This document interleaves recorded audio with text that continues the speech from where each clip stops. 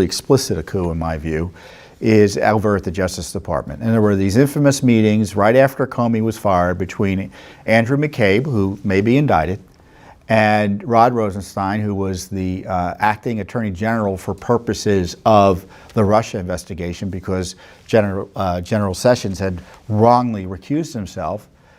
And there were meetings where there was a discussion of wearing a wire to record the President of the United States in the Oval Office, improperly invoking the 25th Amendment to try to overthrow him, and of course appointing a special counsel. And Judicial Watch asked for documents describing this coup effort from the Justice Department. Needless to say, we were stalled. So we sued in court, and we've gotten emails that confirm that the coup effort took place and show the Justice Department's dishonesty in handling media inquiries about it.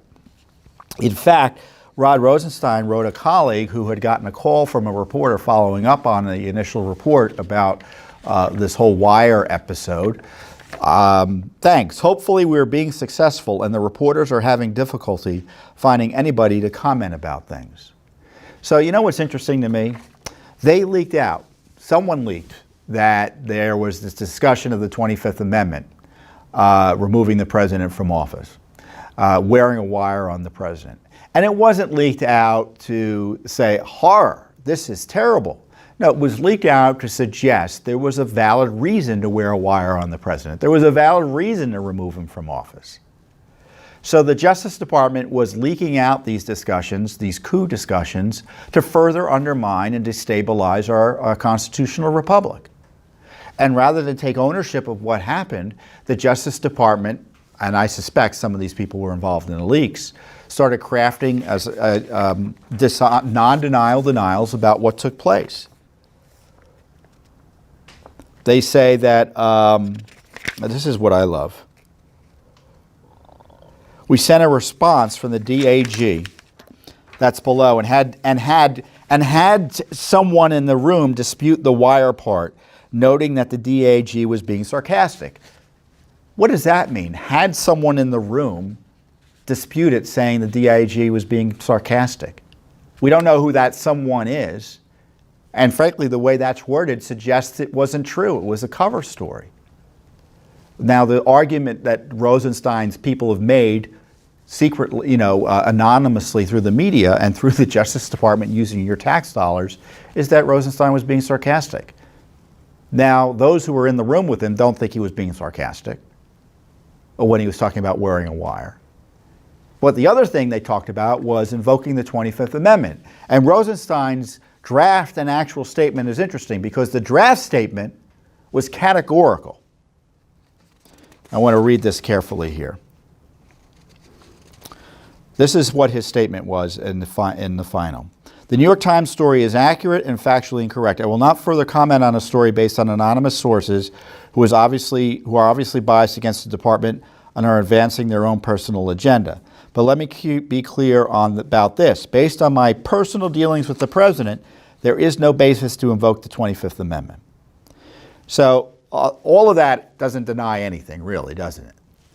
But personal dealings with the president, well, we found the original draft of what Rosenstein was going to say, and it said originally, based on my dealings with the president, which was more categorical. So the edited version became personal dealings with the president, less than categorical. So when you look at all of these emails, that, again, Judicial Watch had to uncover, not Congress, not the Justice Department voluntarily, certainly not the media, that you have these DOJ documents confirming that the coup discussions did take place, that there was a dishonest effort to try to mitigate the DOJ's involvement in them. And where's Congress on this? Where's law enforcement on this? There's, for all the noise you're hearing, I don't hear anything about investigations by the Attorney General and by his U.S. Attorney in Connecticut. Are they investigating this coup? I don't think so. I hope so, but I haven't seen any indication that there's anything serious going on in that regard.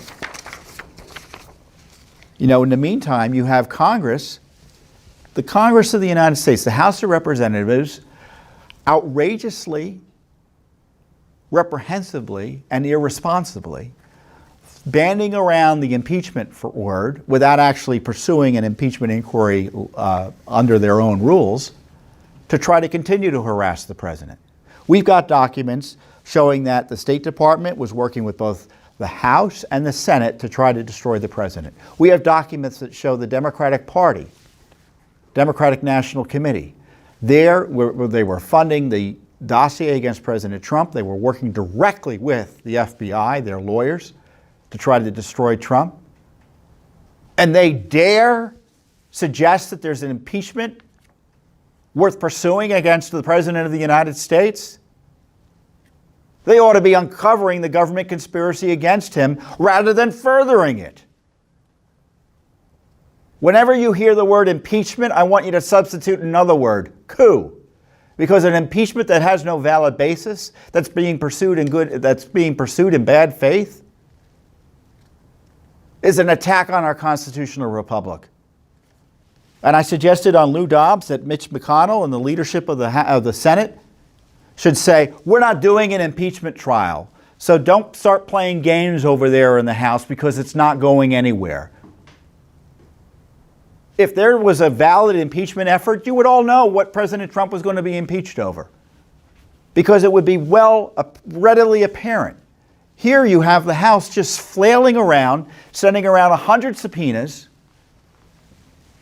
harassing Trump world with redundant investigations because they're not sure what he can be impeached over. That's a complete abuse. When President Trump was impeached, it was pretty clear why he was going to be impeached, because it was evident. Everyone saw him lie to a grand jury. The impeachment effort against Nixon, it was readily apparent why Nixon was going to be targeted. This is just further harassment, and it's the next phase of the coup. And the other thing the president should highlight, in my view, and certainly Judicial Watch, I've testified personally to the Congress, is where's the oversight of Congress on this? We talk about investigating investigators. Congress was involved. Members of Congress are implicated in this. People like Adam Schiff, Steny Hoyer.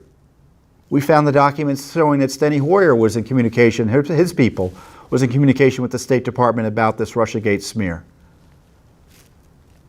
Senator Warner, where's the investigation of their involvement? The Freedom of Information, I tell you, we'd love to file Freedom of Information Act against request against Congress, but it's not covered by the law. Congress has exempted itself from the law. The FOIA they passed only applies to the executive branch, not to Congress. So if I were the president, I would be pushing for oversight over Congress in response to this, because they're part of the coup cabal as well. How do we know? Because of Judicial Watch.